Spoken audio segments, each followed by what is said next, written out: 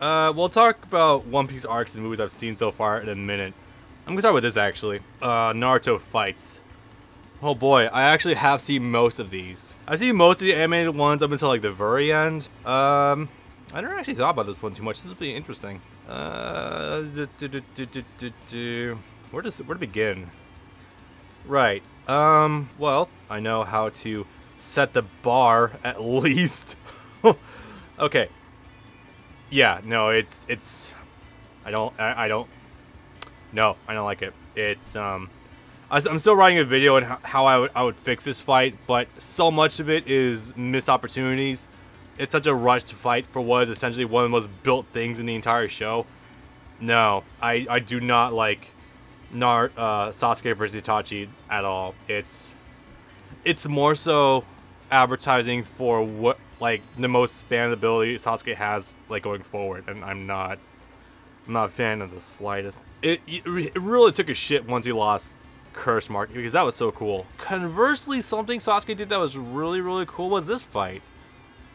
In fact, it's almost tempting to put that in S tier. Actually, that was a really well done fight. Like in terms, you see, Danzo and Sasuke for me is what Sasuke Itachi should have been. You know, it's like Sasuke has to find a way to beat someone that's manipulating reality, and he has to warp their perception of reality in order to beat that like instigation of how they perceive it. You know what I mean?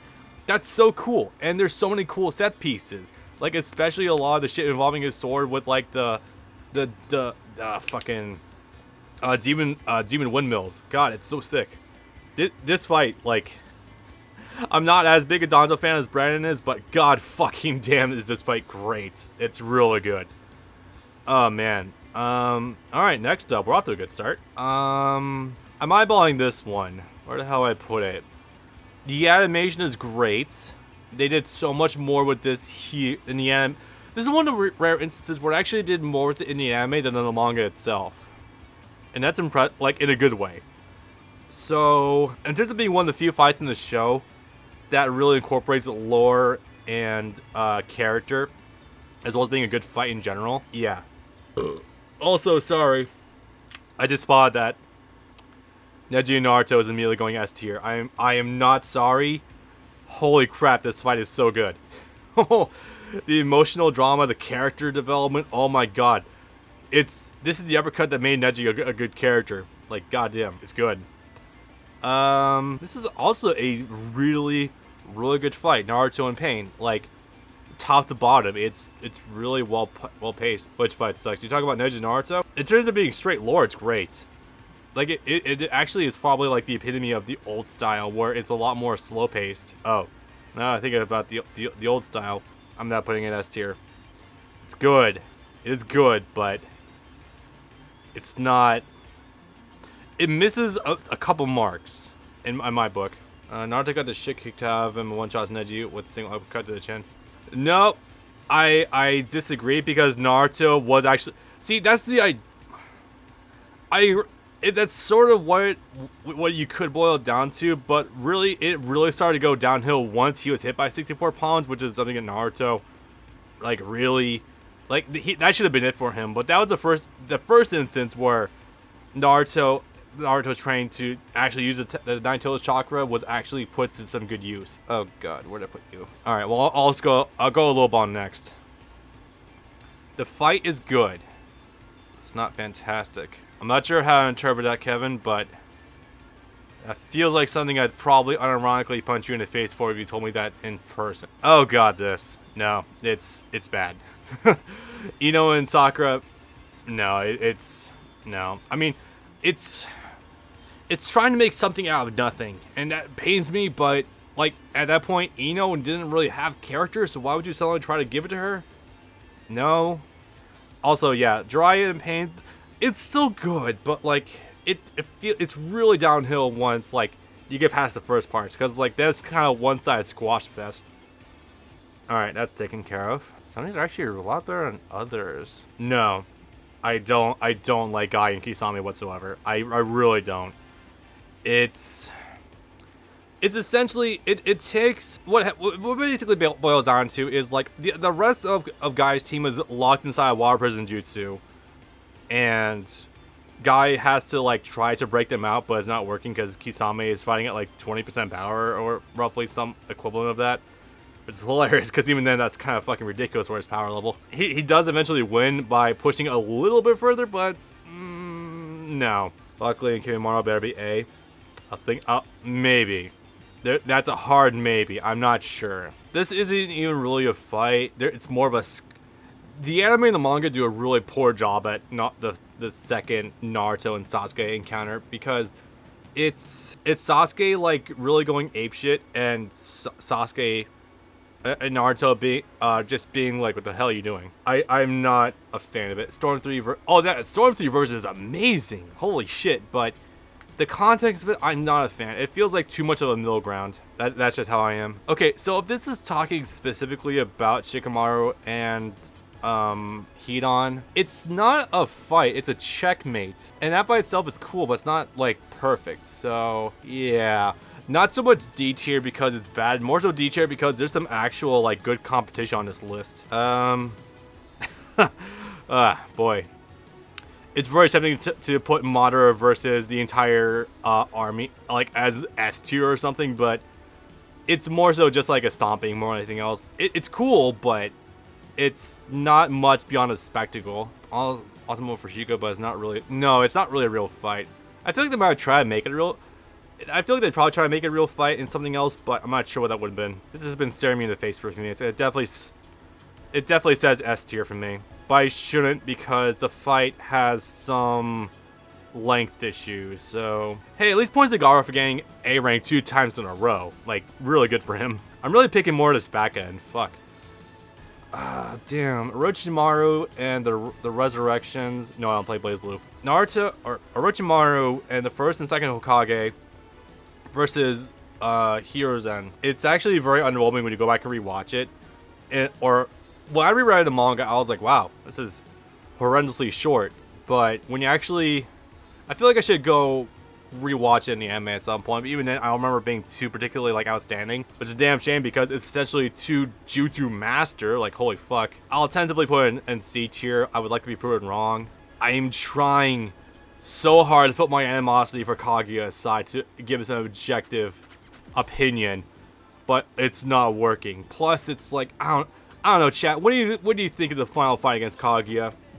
With the dimension warping and Kakashi inexplicably getting double Mangekyo Sharingan, and how it was kind of more like a fight to just get 3 people to poke her one time. What's your opinion on that, chat? Oh wait, D tier? It didn't seem to do anything more special in the anime either. Frankly, it seemed like they were trying to save their budget more for the final fight with Naruto and Sasuke. Like, yeah, I wasn't impressed by it. Ben or Kevin, do you have anything to add for this one? Alright, you got 5 seconds. Not hearing an objection, so it's going down here. Yeah, now it's all that matters. It's a neat set with dimension warping, but it's at that point where it's like, can we stop, please? This is a good fight. This is... Oh, God. The rest of these are actually pretty good. Fuck. Sakura and Chio versus Sai was... You know what? No, fuck that. Wait, hang on. You know? Someone's gonna hate me for this. But this feels like the apology letter for Sasuke versus Itachi. It feels like it because Kabuto... How do I best describe this? Kabuto's fight essentially feels like the apology letter for killing off Orochimaru way too fucking soon, who was a madman who wanted to absorb, like, harness all chakra. Or, well, I mean, sorta. Harness all jutsu for himself. And they did some really cool shit with it. And the fight arena was really fun. It's... As well as the creativity with Izanami and everything. Holy fuck, that was sick. It was real, as well as a really cute subtle callbacks between Sasuke and Itachi when they were kids and they would hunt animals together. That's really good. Yeah, yeah. The first actual Naruto and Sasuke fight at the Final Valley, manga version is underwhelming. Anime version has some good moments, but I feel like it's kind of overblown. B tier. Animation is good. What really sets it for me though is how it's an actual like back and forth between the two, because it starts off with Sasuke being drugged up on the second state curse mark with Sharingan, like actually holding Naruto's death in his hands. And then Naruto activates Ninetales and gets the upper hand. And then Sasuke activates the third Tomoe with Sharingan, and then actually like pile drives Naruto, breaking his neck. And then Naruto activates the cloak, which is Now I'm talking myself into putting this in A tier, but the problem is that the finish is non-finished, cause like you don't see. I mean, you see what the cloak does, and the cloak is absolutely insane. Ask any GNT 4 player, but Sasuke's second state just doesn't do anything besides batting back Naruto with one wing and then doing the Black Chidori. Unfortunately, it's kind of a symptomatic of that part of the show in general. So yeah, unfortunate. Yeah, I'm gonna B tier. If it had a better finish, it might be bumped to A rank, but it doesn't still have a lot of like story built in the middle of it. Yeah, pretty much. I'll be nice. I will be nice. It is a good fight. I'm also not gonna deny Sasuke and Deidara because that is a fight that does have like a lot of analysis in the middle of it, and it's really cool. So, but conversely, it's also like once Sasuke figures out, it feels like Sasuke runs out of chakra way too fast. No, that's not the issue. The issue is that the fight's like pretty much over before you blink. So I feel like the length really deters it, but I'll put B rank. It's good. It's very good. But damn, the length kills it. Next up, this is a very good fight. I don't care what anyone says. Neji nearly dies. That's a good start. Honestly, I wouldn't normally care about Kitamaro whatsoever, but this fight alone really, like, it's a close range fighter against a sniper. That was so cool. Zabuza and Kakashi. I don't know, man. Like, I remember this fight, and there wasn't a lot to it. So I'm not sure if I want to put it higher for nostalgia or lower because it's objectively not amazing, but it's still like the epitome of actual ninja fights. Well, actually, like, what part of the fight is that too? Because there's two versions of it. The first one and the second one. I'll be nice. I'll put it C tier. What do I think about the Killer Bee and Sasuke fight? Chat, how do you feel about the Killer Bee and Sasuke fight? Because it's objectively got some good moments, but those good moments are kind of overridden by how inexplicably overpowered Killer Bee is at that point in this show. Like, he can reverse Genjutsu. He's essentially immune to Amaterasu because of the cloak. I mean, Amaterasu was used more for like the second phase of it, but he could do it anyway. Yeah, I do agree.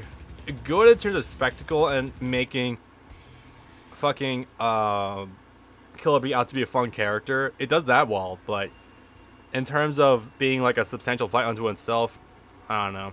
Oh, this wasn't even a fight. Come on. It was literally like 2 exchanges of the blows, and that's it. And then it turns out, oh hey, it turns out that flying Raijin Jutsu is a little bit faster than Kamui. I mean, yeah. Anyone can tell you that. Holy shit, okay. It's way too overblown. It's got an amazing song though. Holy fucking shit, it's great. But I do actually remember liking Naruto Tsunade versus Kabuto actually a lot more than I did. Like, it was really good. While I was going back in the manga rereading it, there's a lot of like nuance to it. Oh yeah, it was fantastic. Tsunade overcoming her fear of blood and PTSD. Naruto standing up to Kabuto. This is like, it's not the first time Naruto really stood up for himself, but damn if he didn't really bring it to Kabuto. Let's also forget that this is also probably considering the rest of the fight too. Three-way deadlock is really good. A rank. Yeah, A rank. Okay, Heretic. I mean, I don't blame you because you could see it as a little bit as flawed, but honestly, like, this arc gave Naruto way more flavor than it had any right to. Jiraiya was great. Tsunade was actually like really good when she was introduced. Orochimaru did stuff. It did so well with the assets it had. So I feel like I don't feel bad about that one. Oh boy, this is where I'm gonna get ratioed hard, isn't it? Okay. You're gonna call me a bastard for this. Someone's gonna hate me for this. But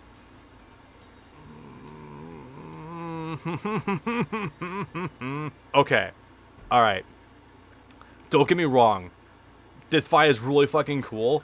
Guy risks his life in order to buy everyone enough time to get the Nine Tails transplanted to Naruto, which is sick. But it's undercut by a lot of things. One of which being Madara inevitably didn't take damage whatsoever because, you know, he can regenerate. Naruto just immediately healed him afterwards anyway. Plus, the shit with the Sage of the Six Paths kind of negated like a lot of the issue and just revived the two anyway. So it's undercut by that a lot. and there's not objectively a ton of tension, but damn if it's not a spectacle. And to see, also, yeah, no, another issue is how Grimmjow Madara gets jobbed out so quickly after he's formed. I guess you could say, like, we already had a taste of that power because of Ten Tails Obito, but still, nobody get a date. That for fuck's sake. Yeah, no kidding, shit. Now let's just put him in a wheelchair. Fuck it. Right. Okay. I'm not a fan. But he did do some really cool stuff, even if there's not objectively a lot that happened in the fight itself. Okay. Alright, how do I... There's so many things I could dissect with this fucking fight, with the war. Specifically with Naruto and Toby at this part. Yeah, no, he really should have. Nobody can die, lol. So, if you play Storm 3 and you look at just that segment of the time from when Naruto like butts heads with Obito to the time when the mask shatters, it is objectively a damn good fight. With Kakashi analyzing how Toby's Sharingan ability works, how he deduces it's a combo much like his, and it turns out it is. And then they play with the parallels of like how his Kamui interacts with his Kamui, and how like Kakashi pieces together. Like, there's no way you're Obito. Like, that was really, really good. The opening bit is so cool. But then it keeps going, and it keeps going, and it keeps going, and it keeps going. Mask shatters, cool. But then Madara shows up immediately thereafter, and it's kind of Madara saps the fun out of the fight. And then the rest of the army shows up, and the Ten Tails is formed, which is really cool struggle that B and Naruto had with trying to keep up with it. And then the rest, I feel like the fight really should have stopped with the Ten Tails being formed to when the army showed up. I feel like that's when it really should have wrapped up. But no, everyone's in, and we had to keep everything going with Obito just monologuing nonstop. Damn it. If it weren't for the fact this probably represents a large chunk of the remaining show, like from what I mentioned all the way up to this, fuck me running, I would probably put this like B tier, but I can't do that because it overstays. Okay, the section I just talked about is like 1/4 of the fight, because like, to put it in perspective, remember what happens afterwards. You have, I'm going to give you the bullet points, if I can recall them offhand. The rest of the army shows up. They start doing things to the Ten Tails. Ten Tails mutates. Ten Tails spawns the parts of itself. Sasuke eventually shows up. They start fighting it. Then the rest of the resurrected Hokage show up. They pin down the Ten Tails. And then the Ten Tails get sucked up by Obito. Obito fights them all. Does some cool things. Then they have like a giant tug of war where they pull his dick hard enough. They eventually pull out the Ten Tails, I guess. And then that should have been the end, but nah. It really... I hate that so much. In terms of this fight, though, this was really good. I unironically love Kimimaro a lot because of this. Yeah, no, Kimimaro, Gaara, and Rock Lee were fucking amazing. Like, just top to bottom. I don't think I have to explain that too much. The only thing that sucks is that, Curse Mark... Kimimaro doesn't do a lot when he's activated, or level 2, I guess. Like, I feel like there's a lot more they could have easily done with him, but opted not to and just went for the end of the fight, so yeah. And where do I put Four Tails, Naruto, and Orochimaru? Because that was a part of the show where it was incredibly slow, but Four Tails is actually kind of cool. Oh yeah, Drunken Fist Lee as well as Lee in general too. Why is this still on my playlist? There's like 3 set pieces to this whole fight. When Orochimaru punches him, the tail beast bomb, and then the sword that he spits out and like pins him down to, it's another D tier. It is another D tier. Alright, looking at this now, I think I might promote something from here to S rank. And to be completely honest, I think I'm going to make you S rank. Because this fight is actually, like, thinking back on it more and more, I'm like, damn, this is what Sasuke and Itachi should have been.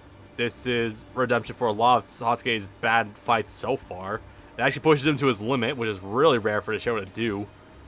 The only thing that sucks is, of course, the constant abuse of Amaterasu, or not Amaterasu, Susanoo, but still, he does get turned into Star Fox in Storm 2, which is immediately kind of funny, but in terms of narrative, this fight, it is cool actually seeing Naruto take the fight to like Orochimaru, even if it's not him, it really is just a fight between monsters, though. Like, let's not beat around the bush in that one. It really is. So, yeah. I think I feel pretty comfortable with this. I don't think there's a lot of, like, missing ends for this because, yeah.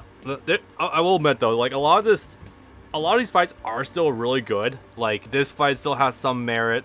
Like, the only ones I would say that, like, are actively lacking or are bad are down here. Like, this is actively bad.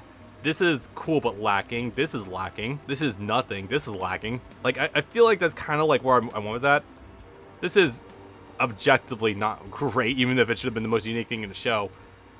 They should have stretched this fight out to like 2 episodes minimum. God, that's worse down on that one.